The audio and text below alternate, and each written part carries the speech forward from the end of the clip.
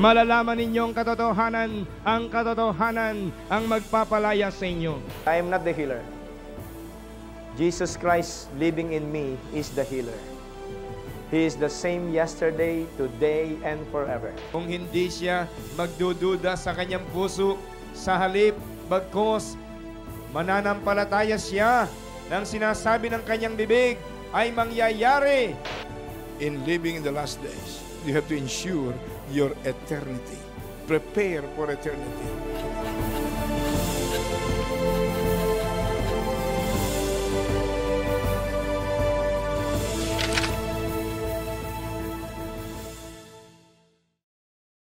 Everybody read. Beloved, I wish above all things that thou mayest prosper, be in health, even as thy soul prospereth. Prosper, be in good health, and soul prospereth, or salvation of your soul. Tatlo. The three major aspects of life here on earth. Espiritu, ang tao ay espiritu, kaya kailangan ng spiritual salvation. Ang tao ay may katawan, kaya kailangan ng good health, healings. Katawan, kaluluwa, espiritu, kaluluwa, katawan. At yung isa pa ay kasaganaan ng buhay. Financial freedom. Financial freedom. Dahil si Jesus, nung siya'y mamatay sa krus ng Kalbaryo, nag-iwan siya ng tinatawag na provision or atonement. Ginawa niya yung glorious atonement sa kasalanan. Glorious atonement sa sakit, sin and sickness, and glorious atonement against poverty. Kaya maliwanag ang sabi doon sa Bible.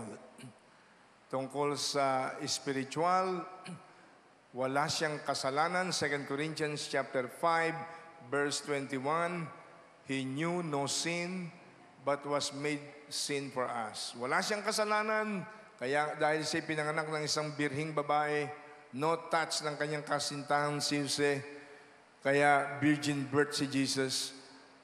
Ang dugo niya ay walang original sin.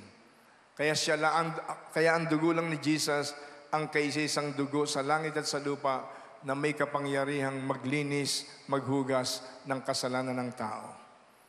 Dahil virgin birth.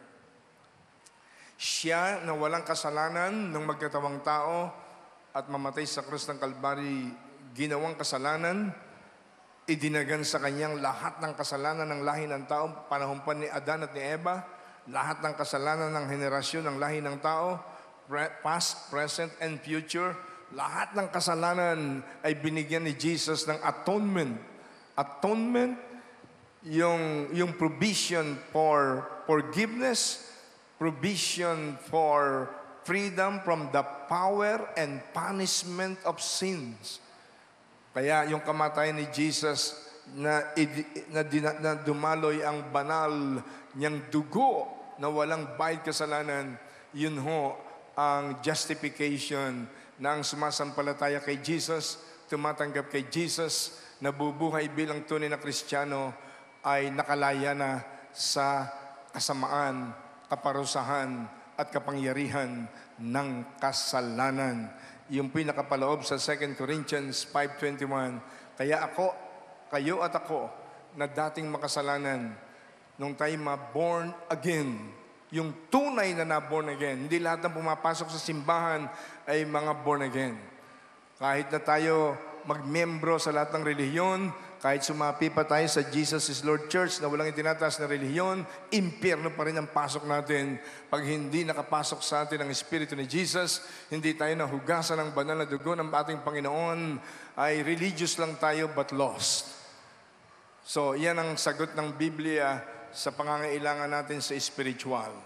Kaya ang tumatanggap kay Jesus, madalas sabihin ni Sister Doris sa kanyang Life Giver television program, the Life Giver, Si Jesus ang life giver. Ang tumatanggap sa Kanya, pinagkakalooban niya ng karapatan na maging anak ng Diyos, citizen of heaven. Immigration paper, John chapter 1, verse 12. Palakpakan natin sandali ang Panginoon. Number 2, ang pangangailangan ng tao ay hindi lang spiritual salvation, ay physical healings. Physical healings. Yung kagalingan sa sakit. Nakapasok ang sakit dahil nakapasok ang kasalanan.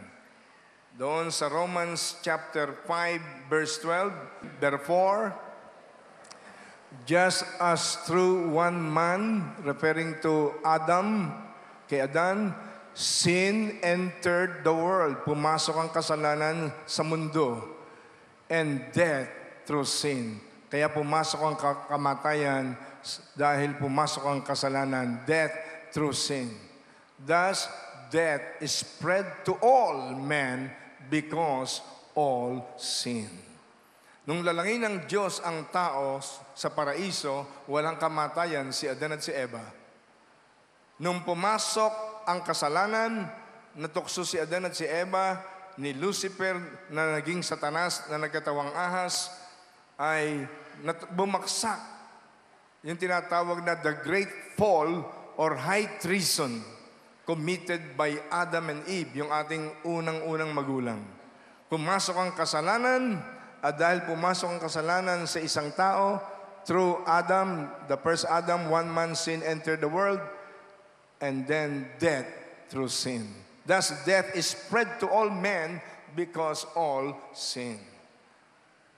Ito po ang revelation truth. Walang taong hindi nagkasala. Lahat ng tao ay nahulog sa kasalanan. Pinagdadalang tao pa lang tayo ng ating mga magulang, minamana na natin ang karakteristik ni Adan at ni Eva, ang kalikasan ni Adan at ni Eva, ang sinful nature ni Adan at ni Eva. Ang tawag doon ay original sin. So, ang Diyos kumpleto sa Ricado, nagbigay siya ng complete atonement doon sa kamatayan ni Jesus Christ sa cross of Calvary. Kalayaan sa kapangyarihan at kaparusahan ng kasalanan, kalayaan sa sumpa ng sakit karamdaman. Tingnan ninyo, napakadakila ng ating Panginoon. Nung si Jesucristo'y mamatay sa krus ng Kalbaryo, hindi lamang niya tinubos ang lahi ng tao sa kaparusahan ng kasalanan, tinubos pa rin niya ang lahi ng tao sa tanikala ng sumpa ng sakit karamdaman. Tingnan natin ang Isaiah 53 verse 5. He was wounded for our transgressions. He was bruised for our iniquities. The chastisement for our peace was upon Him. Yung kabayaran ng kapayapaan, siyang nagbayad. And by His stripes we are. By His stripes we are.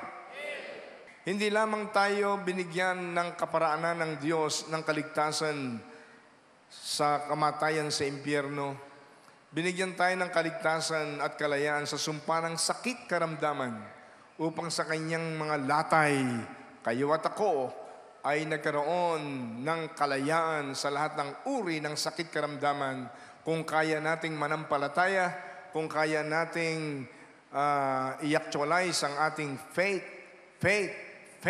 pananampalataya sa ginawa ni Jesus Christ sa cross of Calvary, ay mapoposes natin, maaangkin natin, makukuha natin, matatanggap natin hindi lang kapatawaran ng kasalanan at kaligtasan sa impyerno, makukuha pa rin natin ang kalayaan sa sumpa ng sakit karamdaman. Sa mga latay ni Jesus, ikaw at ako ay tumanggap ng kagalingan. Amen? Palakpakan natin ang Panginoon. Hindi lamang yun. Hindi lamang yun. Hindi lamang tayo binigyan ng ating Panginoong Jesucristo ng kalayaan, kaligtasan at kalayaan sa kaparusahan ng kasalanan, sa sumpa ng karamdaman. Binigyan din tayo ng kalayaan mula sa sumpa ng kahirapan, poverty. Tingnan ninyo ang 2 Corinthians chapter 8 verse 9. For you know the grace of our Lord Jesus Christ, that though He was rich, bagamat siya'y mayaman, yet for your sakes, He became poor. Para sa inyo at sa akin, siya'y naging mahirap nung magkatawang tao, that you, through His poverty, might become rich. Na kayo, sa magitan ng kanyang kahirapang tinaglay, nung siya'y magkatawang tao dito sa lupa, kayo at ako na nasa ilalim ng sumpa ng kahirapan, curse of poverty, dahil sa kasalanang nagawa ng ating mga unang magulang, ay nagkaroon tayo ng kalayaan. You might become rich. Through His poverty, nagtakda ang Diyos ng mga anak niya na kayang manampalataya, kayang gawin, kayang sumunod sa kanyang kalooban at mga utos niya dahil sa pagmamahal sa kanya, dahil sa pananampalataya sa kanya at sa kanyang mga salita, ay mayroong kalayaan sa sumpa ng poverty, ng kahirapan. Kaya nakita ninyo yung 3 John 2 na binasa natin kanina sa King James Version Bible. Sabi ng Diyos, I wish above all things that thou mayest prosper, be in health as your soul prospereth. Now, bago ako magwakas dito sa foundation na binigay ko sa inyo, the foundational truth, spiritual blessings, physical blessings, financial blessings, how? Paano natin mararanasan itong mga ginawa, itong mga napagtagumpayan na ng Diyos na nagkatawang tao sa krus ng Kalbaryo? Paano natin maranasan to? Magbibigay ako sa inyo ng isang kasaysayan sa Bible, isang istorya sa Bible na magbubukas ng ating kaisipan. How? Let's open our Bible in Mark chapter 10. From verse 46 up to verse 52. Everybody read in the NIV version. Then they came to Jericho as Jesus and His disciples, together with a large crowd, were leaving the city. A blind man, Bartimaeus, that is the son of Timaeus, was sitting by the roadside begging. Verse 47, when he heard that it was Jesus of Nazareth, he began to shout, Jesus, Son of David, have mercy on me. Verse 48, many rebuked him and told him to be quiet. But he shouted all the more, Son of David, have mercy on me. At this point of time, gusto ko lang bigyan ng linaw ito. Si Jesucristo sa Bible, tinatawag siya kung minsang Son of God dahil tunay namang siyang bugtong na anak ng Diyos. Kung minsan tinatawag si Jesus na Son of Man, sapagkat siya'y nagkatawang tao, naging tao, kaya Son of Man, ipinanganak siya mula sa sinapupunan ni Blessed Virgin Mary. Son of Man. Kung minsan tinatawag siyang Son of David, dahil nung siya'y magkatawang tao, yung kanyang family tree, makikita natin galing siya sa lahi ni David. Buksan natin sandali at this point of time, part of our education, Matthew chapter 1. Tingnan natin ang genealogy ni Jesus. The son of David, son of Abraham. Makikita ninyo, Abraham was the father of Isaac, Isaac the father of Jacob, Jacob the father of Judah, etc., etc. Doon sa verse 6 ng Matthew 1, chapter 1, verse 6, and Jesse, the father of King David. Pag binasa niyo yun tuloy-tuloy, hanggang doon sa verse 17, thus there were 14 generations in all from Abraham to David, 14 from David to the exile to Babylon, and 14 from the exile to the Christ. Dito sa genealogy ni Jesus, ay kitang-kita natin na si Jesus, nung magkatawang tao, ang kanyang family tree, pag ating diniskubre ang kanyang pinanggalingan lahi, galing siya sa lahi ni David. Kaya tinatawag din siyang Son of David. Balik tayo doon sa ating scriptural reading sa Mark chapter 10. When Bartimaeus heard it was Jesus of Nazareth, he began to shout, Jesus, Son of David, have mercy on me. Makikita natin sa verse 48, many rebuked him and told him to be quiet. But he shouted all the more, Son of David, have mercy on me. Jesus stopped. Jesus stopped and said, call him, call him. So they called to the blind man, cheer up, on your feet, he is calling you.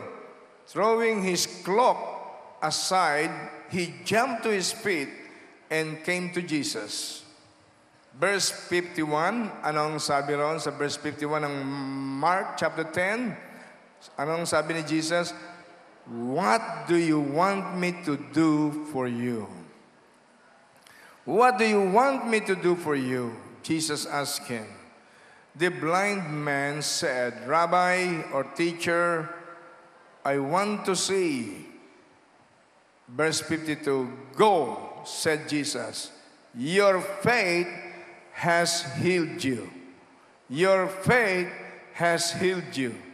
Immediately he received his sight and followed Jesus along the road. Ang Diyos ang magpala ng pagkakabasa ng kanyang buhay na salita. Palakpakan natin ang malakas ang Diyos na buhay.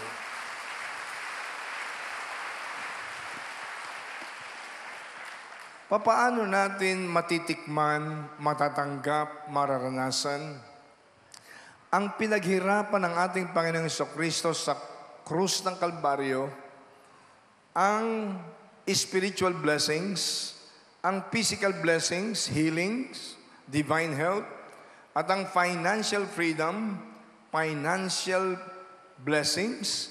Paano natin mararanasan? Kitang-kita natin dito sa istoryang ito kung papaano natanggap ni Bartimeong bulag ang himala ng kagalingan. Naglalakad ang ating Panginoong Jesucristo sapagkat nung panahon ngayon, ang ating Panginoong Jesucristo nung unti-unti nang nakikilala ang kanyang mga ginagawa ng mga himala, kahit saan siya pumunta ay dumadaksa ang maraming tao. Daig pa niyang superstar.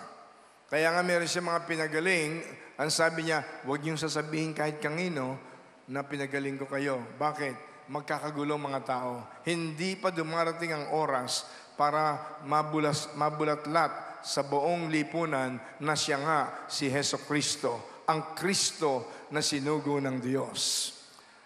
Kaya ho, dahan-dahan nakikilala siya. Habang siya'y lumalakad papalabas sa syudad, ang sabi ng ating binasa sa Mark chapter 10 concerning the story of blind Bartimaeus, ay narinig si Bartimaeus na bulag ay nagpapalimos sa karsada. Nung marinig niya, he heard na Jesus of Nazareth is passing by. Sumigaw siya, Jesus, Son of David, have mercy on me. Ang sabi ng mga tao, tumigil ka, tumigil ka, huwag kang maging maingay, tumigil ka, huwag kang magulo, tumigil ka. Tumigil ba si Bartimeo? Anong sabi ng Biblia? Gustong-gusto ko ito. Verse 48 ng Mark 10, many rebuked him, told him to be quiet, but he shouted all the more, Son of David, have mercy on me. Pinatigil siya ng mga tao. Tumigil ka, tumigil ka. Tumigil ba siya? Hindi. Lalo siyang sumigaw ng malakas. Gusto niyang mapansin siya ni Jesus. Hindi siya nagpatigil. Lalo siyang sumigaw, Jesus, Son of David, have mercy on me. At nang marinig siya ni Jesus na hindi niya pinayagang siya'y tumigil, huminto si Jesus. Binigyan siya ng atensyon ni Jesus. Si Bartimeong bulag, matagal ng bulag, of course, nagpapalimos. Nang marinig niya na si Jesus, Jesus of Nazareth, ang nagpapagaling, nagbibigay ng paningin sa bulag, nagpapalakad sa mga lumpo, nang marinig niya, hallelujah, ay nagkaroon siya ng pag-asa. Isipin niya, bulag, nasa kalsada, nagpapalimos. Ano pa ang pag-asa ng tao ngayon? Wala nang pag-asa. Hanggang sa tumandot, pamatay na lang. Biglang nagkaroon ng pag-asa dahil meron siyang, He heard. Natitiyak ko na marami na siyang narinig tungkol kay Jesus. Kaya nagkaroon siya ng faith. Because faith cometh by hearing, and hearing by the Word of God. Romans chapter 10, verse 17. Ang pananampalatayang tunay ay ipapanganak sa puso ng tao sa pakikinig ng salita ng Diyos. Hindi basta-basta tayo nagpe-pray dito sa prayer garden. Madaling mag-pray. Pero pag walang pananampalataya ang tao, sayang lang ang prayer. Kaya nagtuturo tayo ng Word of God. Palakpakan natin ang Panginoon. Amen, Lord, hallelujah. Doon sa pagsigaw ni Bartimeong bulag, Jesus, Son of David, have mercy on me.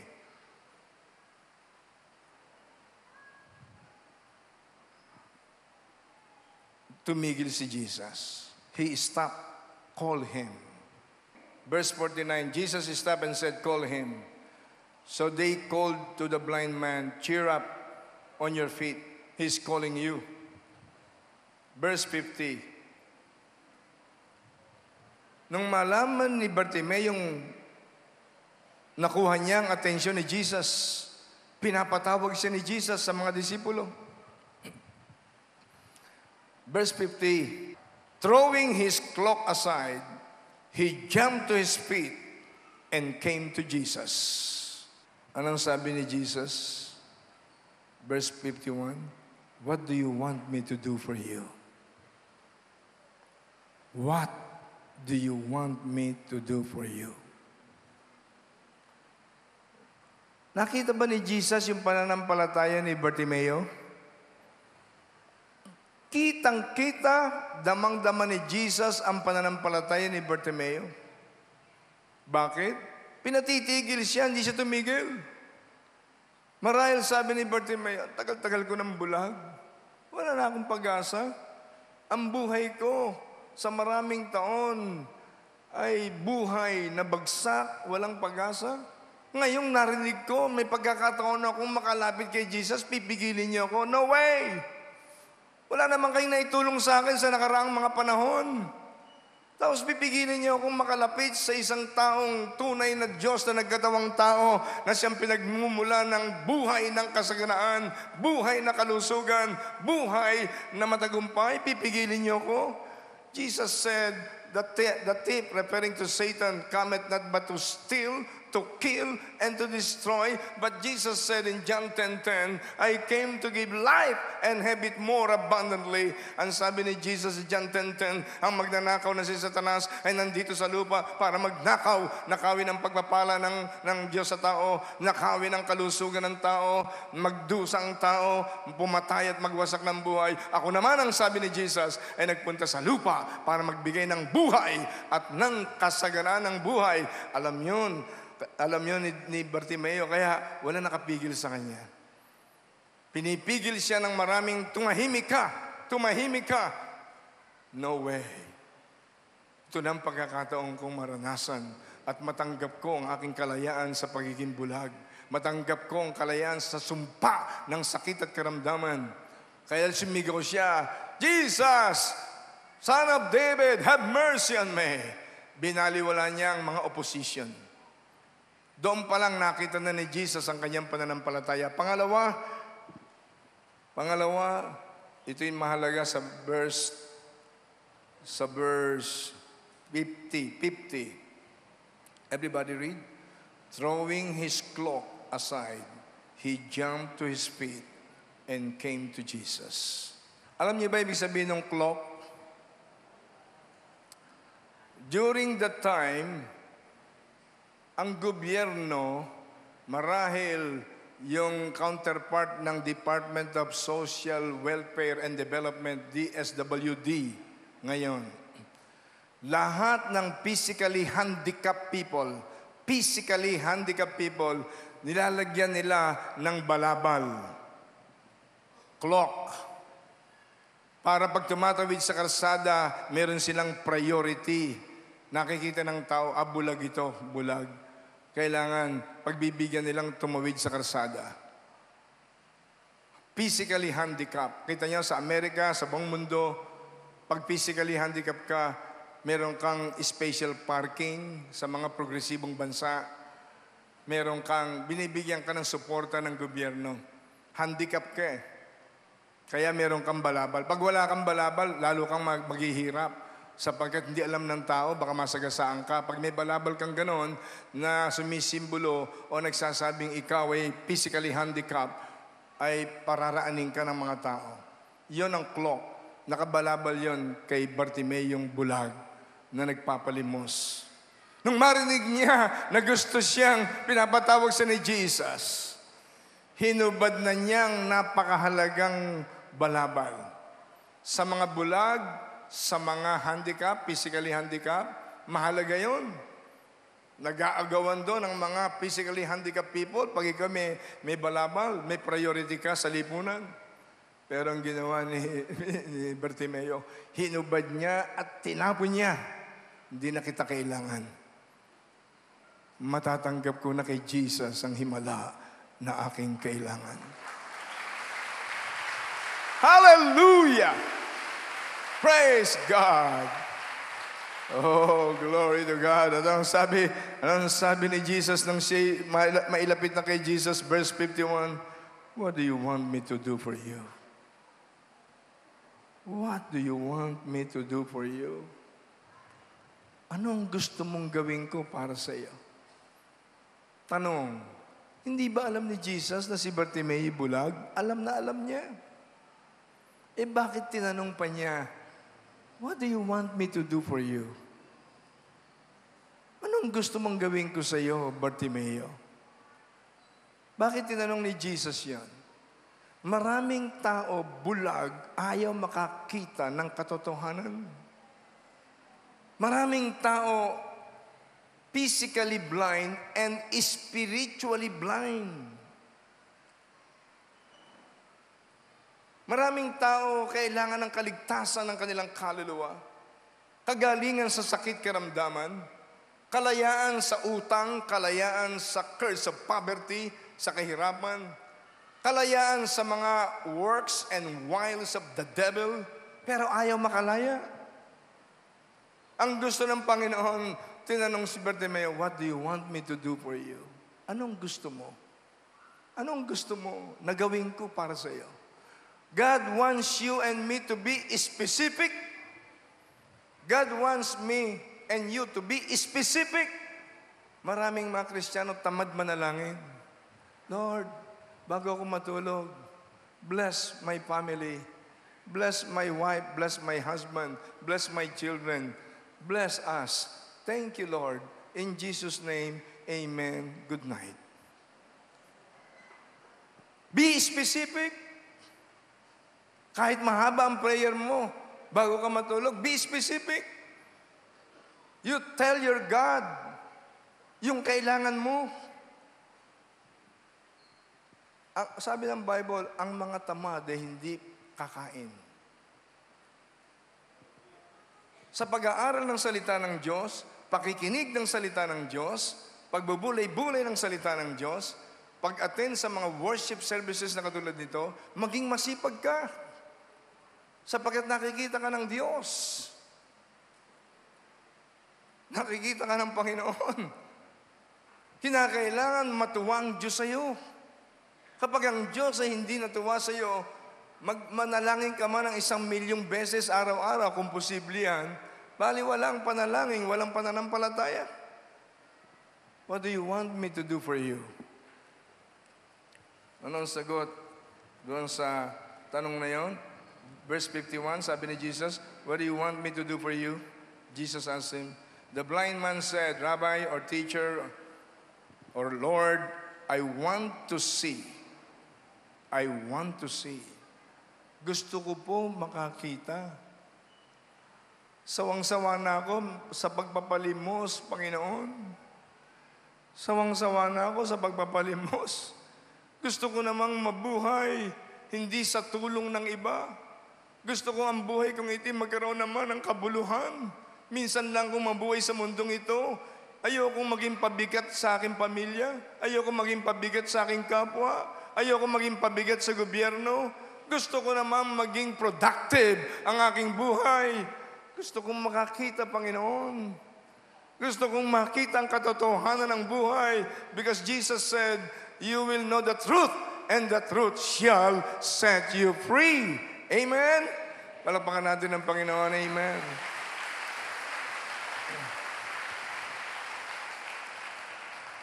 Anong sabi ni Jesus sa verse 52?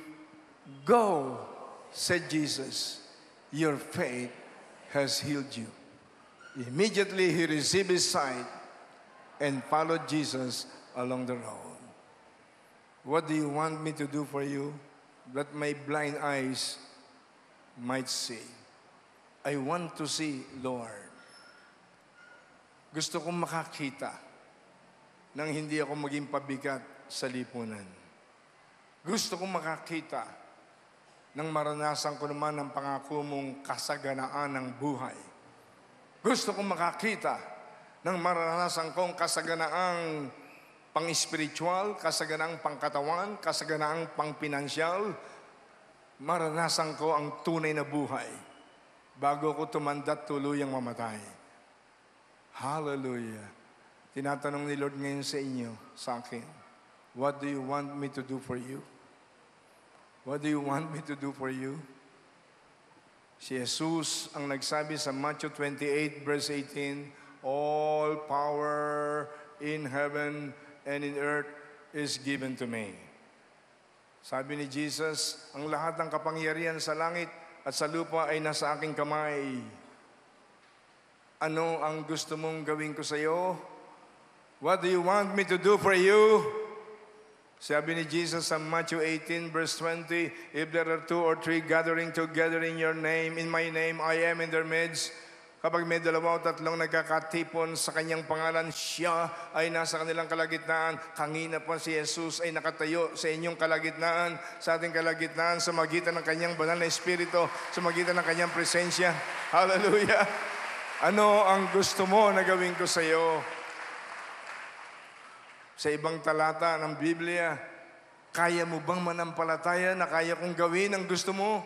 Sabi dun sa 2 blind men sa book of Matthew. Mga kapatid, mga kaibigan, ang Diyos ay kumpleto. He created the heavens and the earth. I am the God of all flesh. Is there anything too hard for me to do? Sabi ng Diyos, walang mahirap na bagay para sa akin. Jeremiah 32 verse 27. Ang langit ay trono ko, ang lupang ito, ang mundong ito'y tuntungan lang ng aking paa. Isaiah 66 verse 1. Sinabi ng Diyos na nagkatawang tao sa Luke 18:27, those things which are impossible with men are possible with God. Lahat ng imposible sa tao ay posibleng lahat sa Diyos. Tinanggihan na ng doktor ang cancer mo, tinanggihan ng doktor ng finances, ang lupa't bahay mo na embargo na, mahirap mo nang matubos, etc. etc. Sa Diyos ay walang imposible. Kaya mo bang manampalataya? Kaya mo bang manampalataya? Glory to God. Simpleng-simple, pinakita lang ni Bartimeo yung bulag ang kanyang pananampalataya. Pinatawag ka ni Lord. Ganun ba? Hindi ko na kailangan ng balabal na ito na malaki ang tulong sa akin. Mula ngayon, Hindi na ako maging physically handicapped. Wow! Ikaw man ang Diyos. Paano mo bibiguin ang pananampalataya ni Bartimeo? At bigla siyang lumapit kay Jesus. Mga kapatid, tumayo tayong lahat sandali. This is the moment to receive your additional miracle. This is the moment to receive packages of blessings.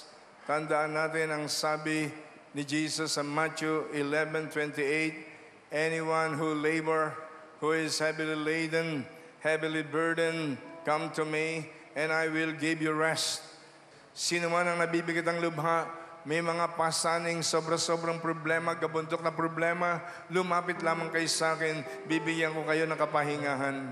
At sinabi ni Jesus sa John 6:37, anyone who comes to me in no way will I cast him out. Sino man ang lumalapit sa akin sa anumang paraan ay hindi ko itataboy. Sipin niyo si Bartimeo yung bulag, naglalakad ang hari ng mga hari at Panginoon ng mga Panginoon, kasama ang kanyang mga lieutenants, kasama ang kanyang mga cabinet members, kasama ang mga commanders niya, ay biglang isang bulag na marumi, mabaho, at walang silbi sa lipunan ang tumawag sa kanya, nagpakita ng pananampalataya sa kanya, huminto ang hari ng mga hari, ang Panginoon ng mga Panginoon, at binigyan ng atensyon ang bulag na si Bartimeo. Naramdaman ko marami sa inyo, naghihirap ang puso, naghihirap ang buhay. Jesus is the answer. Jesus is the answer. Subukan ninyong mabuhay sa tunay na pananampalataya. Anong kailangan nyo sa Panginoon? May magagawa ang Panginoon. Brother Eddie, sobra ang bigat ng problema ko sa sarili ko, sa aking pamilya, sa aming kabuhayan. Sobra ang problema. Wala akong makitang pag-asa. Now, I'm telling you, Jesus is standing beside you. Si Jesus ay nakatayo lang sa iyong tabi. Hindi mo siya nakikita, pero ang kanyang Espiritu Santo, ang kanyang presensya nasa iyong tabi. Sapagkat pangako niya, kung may 2 o 3 nagkakatipon sa kanyang pangalan, siya ay nasa kanilang kalagitnaan. Maging kayong sumusubaybay sa television program na ito, damang-dama ni Jesus ang inyong pangangailangan. All you have to do is to stand up, jump. Sabi ng Bible, he stood up and jumped and went to Jesus. Si Bartimeo yung bulag. Pakita niyo ang pananampalataya. Pananampalataya, tandaan niyo, kung wala ang gawa, ay baog at patay. Faith without works is dead. Faith is so important. It is impossible to please God without faith. Hebrews 11:6. And what is faith? Faith, Hebrews 11 verse 1, is the substance of things hoped for and evidence of things not seen. And how can we have faith? Faith cometh by hearing, and hearing by the word of God. Romans chapter 10 verse 17. Kaya ako po'y nagbigay ng panahon sa pagtuturo ng salita ng Diyos sapagkat itong susi. Itong susi para magkaroon tayo ng tunay na pananampalataya. Yung pananampalatayang may gawa. Awitin natin itong awit na ito sa Tagalog. In English, I surrender all. In Tagalog, iniaalay ko, iniaalay ko.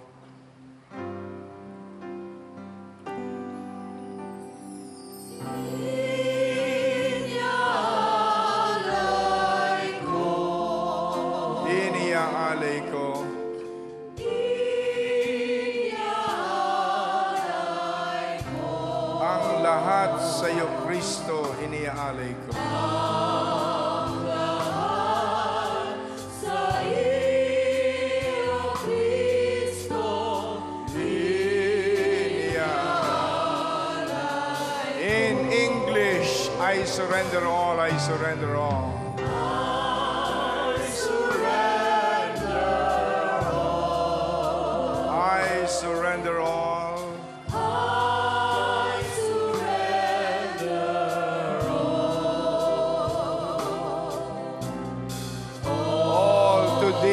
My blessed Savior. My blessed Savior, I surrender all. For the last time in Tagalog, iniaalay ko, iniaalay ko.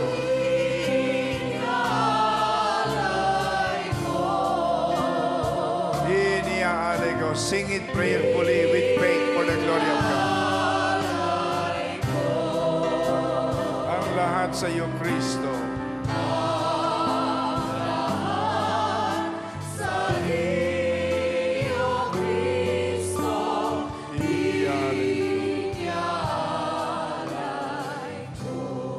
Tayo po'y manahimik sandali.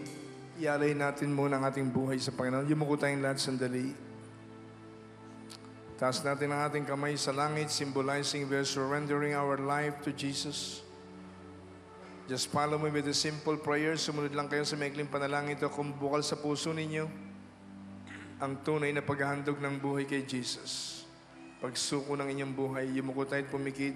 Sumunod kayo sa maikling panalangin ito. Panginoong Jesus, alam kong ikaw ay nasa aming kalagitnaan. Patawarin mo po ako sa lahat ng aking kasalanan, kamalian, mga pagkukulang. Patawarin mo po ako, Panginoon. I repent of all my sins. Forgive me, Lord. Cleanse me with your holy blood, shed in Calvary. Linisin mo po ako. Hugasan ang banal mong dugo na dumaloy sa krus ng Kalbaryo. Sinusuko ko sa iyo ang aking buong buhay. Tinatanggap kitang tunay bilang Panginoon, bilang tagapagligtas, bilang manggagamot, bilang hari at Diyos ng aking buhay. Pumasok ka sa aking puso. Puspusin mo po ako ng iyong Espiritu Santo, ng iyong kapangyarihan, ng iyong kabanalan, ng iyong katwiran, ng iyong karunungan. Mula ngayon, maglilingkod po ako sa iyo ng may katapatan. Salamat po, Panginoon. Matapos na makita ng Diyos ang ating paghahandog ng buhay sa Kanya, ang ating expression of faith na siyang ating Panginoon, Diyos, tagapagligtas, manggagamot, siya ang lahat-lahat sa ating buhay. Ako'y dadako sa pastoral prayer. Isang panalangin espesyal para sa lahat in the name of the pastoral office of this church. At bago ako manalangin, continue to exercise your faith. Let us sing one short song. Alam kong may magagawa ang Diyos. Alam kong may magagawa ang Diyos. Ano man ang inyong problema, maliit o malaki, mabigat o mabigat-bigat, anumang klaseng problema na nais ninyong idulog sa Diyos, lalo na yung mabibigat na problema. Habang inaawit natin ito, alam kong may magagawa ang Diyos. Inaanyayahan ko kayong humakbang kayo ng may pananampalataya. Ipakita natin sa Panginoon ang ating walk of faith. Walk of faith. Lumapit tayo sa Kanya by singing this song, alam kong may magagawa ang Diyos. Alam kong may magagawa ang Diyos. Alam kong may magagawa ang Diyos. Alam kong may magagawa Yes. ang Diyos. Kung ako'y magtatapat sa Kanya isusunod. Kung ako'y magtatapat sa Kanya ay susunod. Alam kong may magagawa ang Diyos. Magagawa ang For the meantime, manatili tayong tahimik sandali.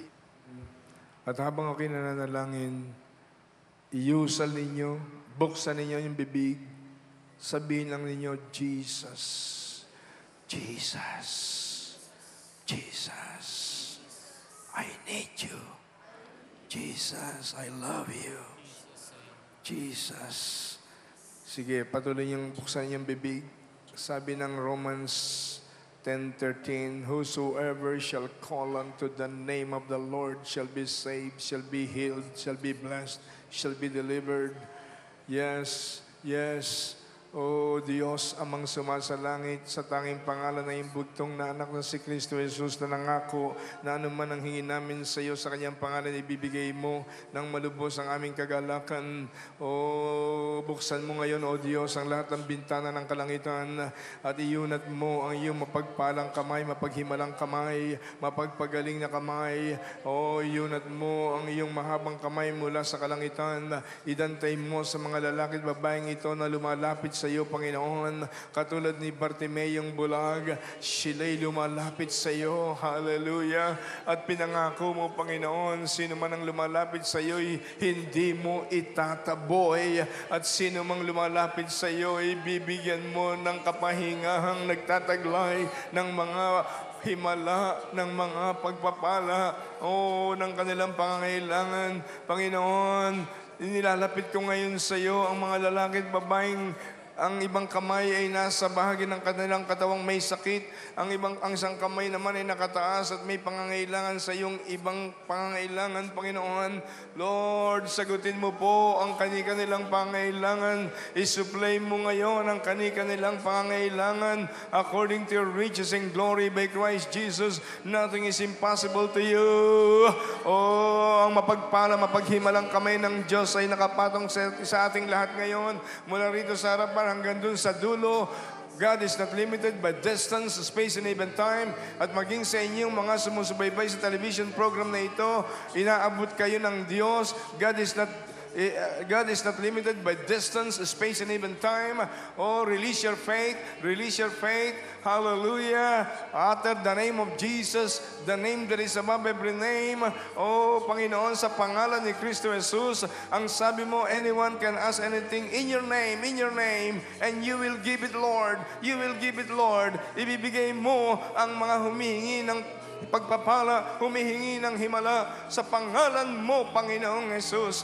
Jesus, Jesus, Jesus, heal, heal, heal the bodies of your people. Heal, heal. After healing their spirit, after healing their soul, heal their bodies, Lord. Padaluin mo ngayon ang divine healings. Padaluin mo ang miracle healings. Padaluin mo, Panginoon, ang katotohanan that the Lord Jesus Christ was wounded for our transgressions, bruised for our iniquities. The chastisement of our peace was laid upon Him. He bore our sorrows, and by His stripes we are healed. By His stripes we are healed. Sa mga latay ni Jesus, ang mga anak mo'y tumanggap na ng kagalingan.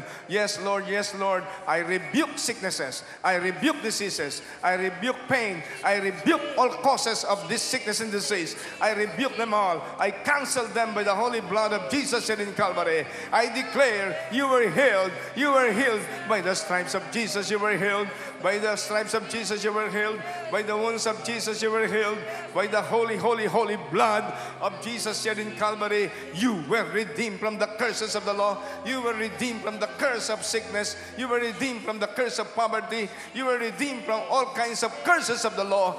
Receive your miracles now. Receive your complete redemption now. Receive all the benefits of Calvary. Bless the Lord. Forget not all His benefits. He who forgives all your sins, and He who heals all your diseases, and He who redeemeth your life from all kinds of destruction. Receive now any blessing, any miracle from the Lord, even God's answer to your prayers. The Lord is supplying now all your needs. The Lord is supplying all your needs. Hallelujah. Welcome now all the benefits of Calvary. Welcome now the salvation of your loved ones. Hallelujah. Your miracle healings. Welcome the healings for you and the healings for your loved ones. Woo, glory to God. By the stripes of Jesus you were healed. By the stripes of Jesus you were healed. Hallelujah. Yes.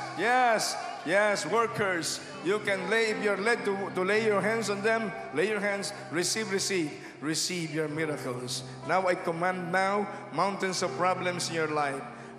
Jesus said, if you have faith as big as a mustard seed, you can command this mountain of problems in your life. The mountains of problems in your life, you can command them to be removed from you and be cast into the sea. Begin to exercise that authority. Begin to exercise that delegated power. Maging kayong sumusubaybay sa television program na ito, you have the authority, you have the delegated power. Hallelujah, from Jesus. In my name, you can cast out devils. Whatever you bind on earth shall be bound in heaven. Whatever you loose on earth shall be loose in heaven. Matthew 18 verse 18, Jesus said. Hallelujah. Raise up your hands and say, I rebuke all the works of the devil, all the works of the devil, all the wiles of the devil. all the wiles of the devil. I rebuke them all I rebuke them all. in Jesus' name. In Jesus' name, I rebuke them all I rebuke them all. in my life.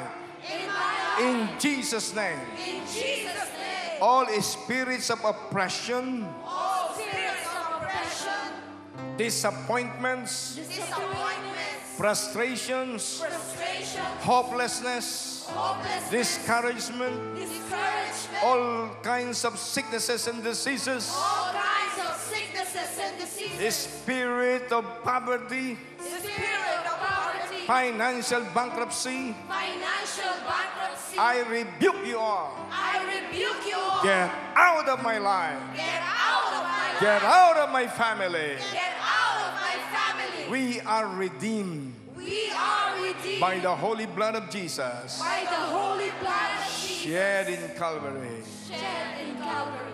Now I receive Now I receive all the benefits of Calvary. all the benefits of Calvary. My salvation, My salvation, even salvation of my family even salvation of my family and my loved ones, and my loved ones. I receive. I receive Even healings and miracles, even healings and I miracles. receive. I receive. Tinanggap ko na Tinanggap ko ang na mga himala ng kagalingan, ang himalang kagalingan, kalayaan sa kahirapan. kalayaan sa kahirapan. Tinanggap ko na Tinanggap ko na katugunan katugunan sa aking mga pananalangin. sa aking mga panalangin. Because my God Because my is God the answering God. is the answering God. I receive them all. I receive them all. I believe. I receive. I receive. I am now healed.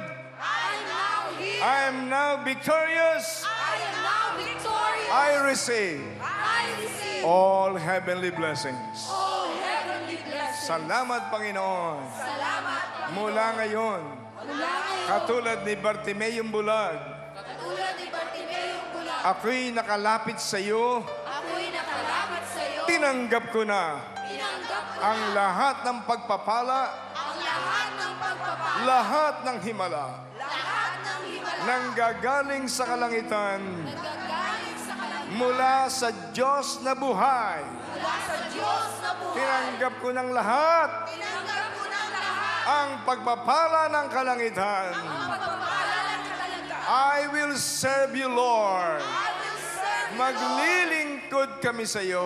Lord. Maglilingkod kami sa iyo. Magdadala kami ng kaluluwa sa iyo. Magdadala kami ng kaluluwa Marami sa iyo. pong salamat. Marami pong salamat. Hallelujah, praise the Lord. Hallelujah. Praise the Lord. I am victorious. I am victorious. Hallelujah, praise the Lord. Hallelujah. Praise the Lord. I am prosperous. I am prosperous. Hallelujah, praise the Lord. Hallelujah. Praise the Lord. I receive I receive divine healing, divine healing, divine health. divine health. I receive I receive all heavenly blessings. all heavenly blessings. In Jesus' mighty holy name. In Jesus' mighty holy name. In the wonderful name of In Jesus. the wonderful name of Jesus. I receive I receive all blessing all blessings from God's throne. from God's throne. Hallelujah, praise the Lord. Hallelujah. Hallelujah, praise the Lord. Palapakan natin ang Panginoon. Hallelujah.